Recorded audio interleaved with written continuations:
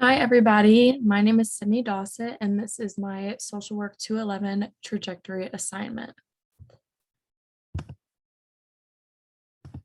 So I'm going to start out with the narratives that I chose for this assignment. So the first one that I chose is from chapter 9, and it was titled Elementary School Social Work by Cami Cooper. And I chose this one because social work is my main point, or school social work is my main point of interest. So in this chapter, she talks about a typical day in school social work. Some of the most important things that I got from this chapter were the advantages and disadvantages of school social work. So for the disadvantages, she talked about you may have a big caseload. So you may be working for more than one school at a time. So for anybody that's interested in being a school social worker, keep that in mind that you're going to have a big caseload and you may work for multiple schools at once. Some of the advantages of school social work is that it's a Monday to Friday schedule. She said how she worked from 7:30 until 2:30, so that's really good. You get vacations, you're off on Christmas, you're off for spring break, so that's awesome. You get to work with kids, that's at least an advantage for me. I love working with kids. That was one of the main reasons I decided to go with school social work. And she talked about how every day is different. You're never going to have the same thing. You're never going to be in the same cycle of I'm doing this at this time, this at this time. Like she said, how every day is a different experience. And that's really important for me because I don't want to be stuck in a repetitive cycle. So that's really why I chose this chapter, just because of the looking at the disadvantages and advantages of school social work. So I can really get in that mindset of, okay, here are the pros, here are the cons. So the next narrative that I chose was from chapter 10, and this is also about school social work. It is An Inner City High School by Fred Sacklow. And he also talks about a typical day, but the most important thing that I took out of this chapter was actually a quote. I'll read it to you guys. School social work is certainly about kids and not money. Many colleagues I know have to work part-time jobs to make ends meet.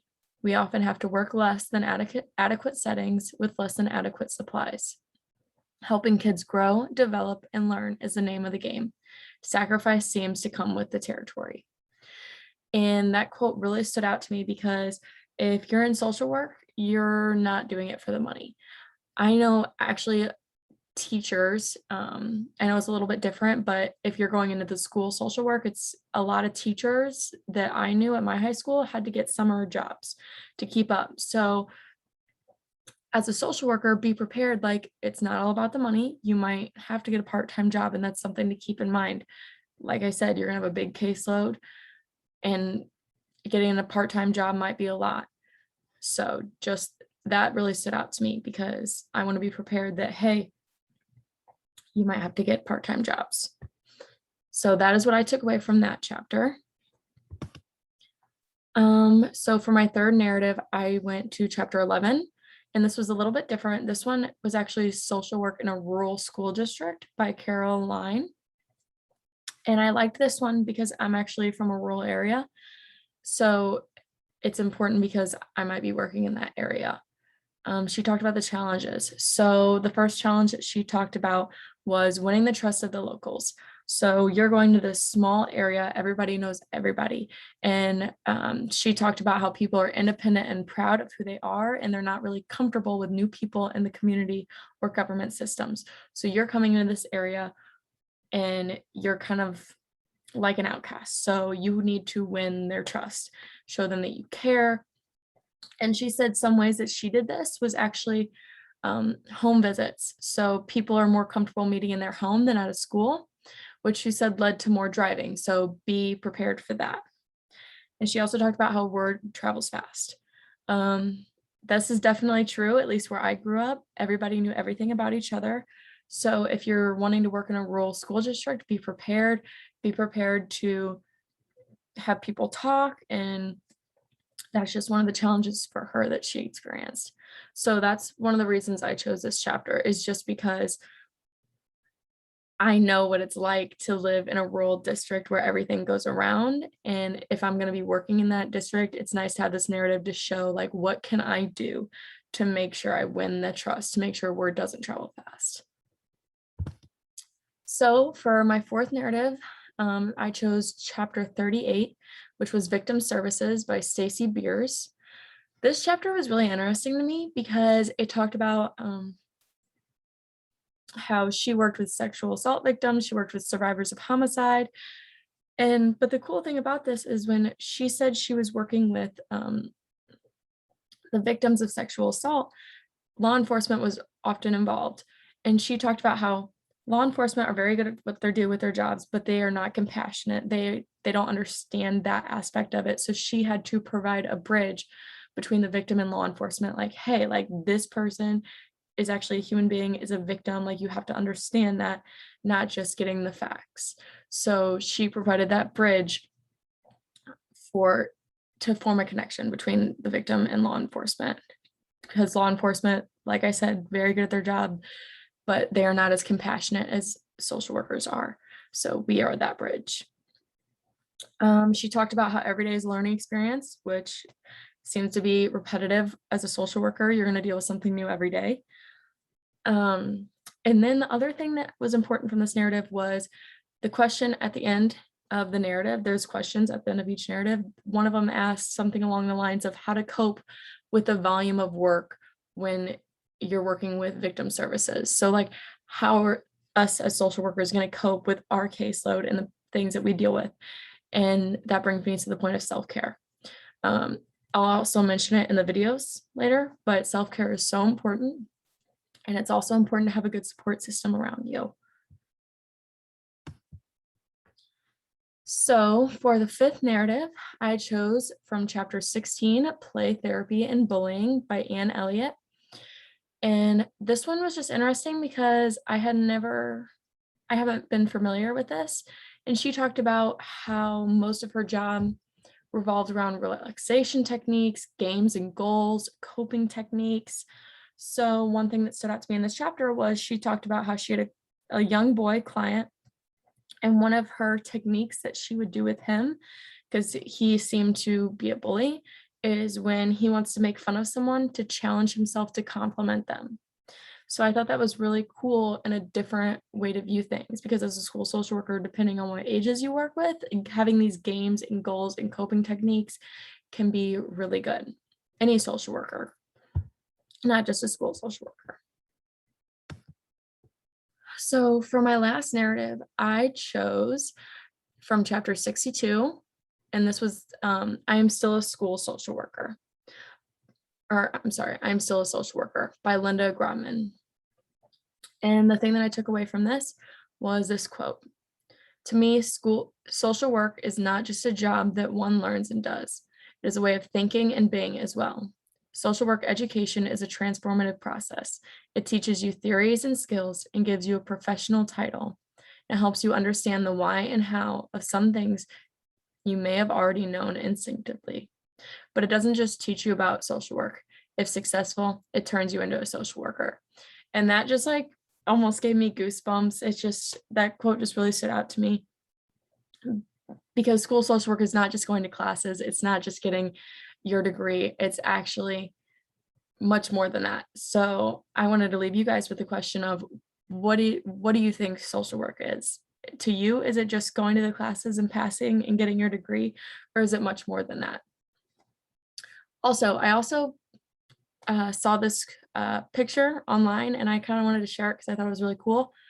It says social work. We're not in it for the income, we're in it for the outcome. So like I'd mentioned before, we're not in it for the money. We're in it to help others. So I thought that was really cool. So for the interviews, the first one I will talk about is by Chris S. And she was a CEO of therapy and neural practice. And she was also a professor at SLU. And she does a lot more. She says 90 to 95% of her population is trauma. 30% she says is eating disorders. She works with a lot of LGBTQ plus. And she talked about how her internship actually drew her to trauma. So that just makes me think, maybe going into our practicums, maybe we should all choose something that we wouldn't expect just to throw ourselves out there. So she said some of the rewards were, she talked about a couple that she had, and she had a goal. Okay, 1 year without domestic violence, you can get engaged.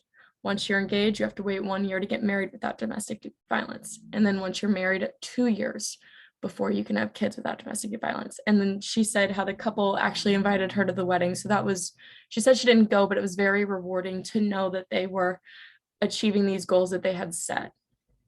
And one of the challenges she said was working with people who have eating disorders, because it's not just, okay, I see you for a couple months. She said it takes years. She said like sometimes 5 years. And she said they're actually most common with rage. So she says that's really a challenge, but she loves it. So that one just stood out to me because at the end, she said, we have to understand that there are really bad things that happen to people, but we have to be able to separate our work from our own life, which brings me back to self-care yet again. Self-care is so important. When you go home at the end of the day, you need to make sure that you're okay before you can take care of other people. The next interview that I watched was Stephanie B, and she's a family work specialist. She assists with caregivers in foster care, and she also has a part-time private practice. And she said that some of her rewards were to see the transformation from people doubting to themselves to believing in themselves. And she said one of her biggest challenges again was self-care. And then finally, Mackenzie was a crisis intervention coordinator at Chestnut Health Systems, and she worked in management and administration. One of the main things that stood out to me with this was she talked about documentation. If you don't write it down, it didn't happen. So as a future social worker, we need to understand and be prepared to document anything and everything. She talked about one of the biggest things is advocating. That is one of the biggest things as a social worker that you're going to do. She talked about how small rewards really add up. And, she talks about some of the challenges as when you're in administration, you lose that support of your colleagues because your colleagues are no longer at the same level. You are now their administration. So she said she lost that support system. So if you were thinking about going into administration, just be prepared, because your colleagues aren't necessarily going to think of you as friends, but as a boss. And you can't say, oh, I hate my job as a boss to people. You can't say that. And then one other thing that she talked about that I brought up earlier was exploring your options during your internships. Don't just pick something. For me, don't just work in a school because that's what I think I want to do, because your mind could change. I could go somewhere completely different and change my mind. So exploring your options is so important when going into your practicum. So moving on, my first goal is to graduate with my BSW. So I want to do this from SIUE. It's measurable by keeping my grades up and succeeding in my practicum next year. It's attainable by not giving up. When school gets hard, don't stop going to classes. Reach out if I need help from teachers, friends, people in the social work program.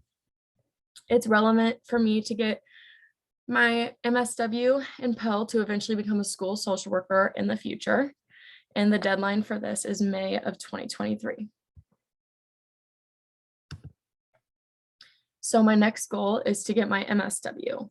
So I want to graduate with my MSW from SIUE. I want to do this by 2024 by getting into the accelerated program after getting my BSW in 2023.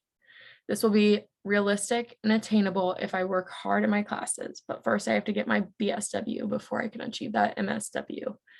I will keep a planner and a file folder to keep all of my papers organized from all of my classes, because you never know when you're going to need them again. And this is relevant for me to eventually become a school social worker. And the deadline I have for this is May of 2024. So the school social work program, SIUE. So this is the school social work professional educator license. So you have to have that to become a school social worker. To do this, after you get your bachelor's and your master's, you have to go back for 2 classes. Once you do these classes, you have a practicum that I believe is 600 hours. And to do this, I want to stay active in my classes. I want to keep my grades up, but I also want to stay active in SSWA, which is a club I am in for social work. And this will look really good on applications and resumes and things like that. And like I said, I want to keep files of everything that I have so that I am well prepared in the future if I were to ever need resources. I want to stay involved. I want to do volunteer work. So if I do these things, it will be attainable. And this is relevant to get a job as a school social worker. And I want to complete this by 2025. Another important thing is to form good relationships with people in your program, with your teachers, so that way, if you ever need some help, people will be willing to help you. So that's very important. We were talking about that in my human behavior class. Make sure you stay involved in the program you're in, because you never know when you're going to need a helping hand, and it's good to have those resources. Finally, get a job in a school. So I want to do this in either Missouri or Illinois. I will track progress by setting a deadline for myself. I will keep a log of all the jobs that I qualify and apply for.